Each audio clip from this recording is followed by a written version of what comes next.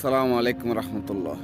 সুখ শান্তি মানুষকে মৃত্যুকে বলিয়ে রাখে, আরামেশ মানুষকে গাফেল করে ফেলে, পরকালকে বলে যায়।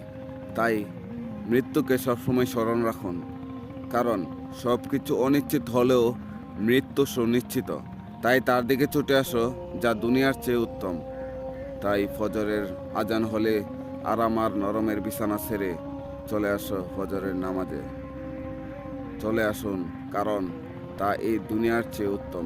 আর এই দুনিয়ার চেয়ে উত্তম কিছু পেলে আর কিসের প্রয়োজনে আমরা এদিক সেদিক ঘোরাফেরা করব অথবা আরামায়েশ করব।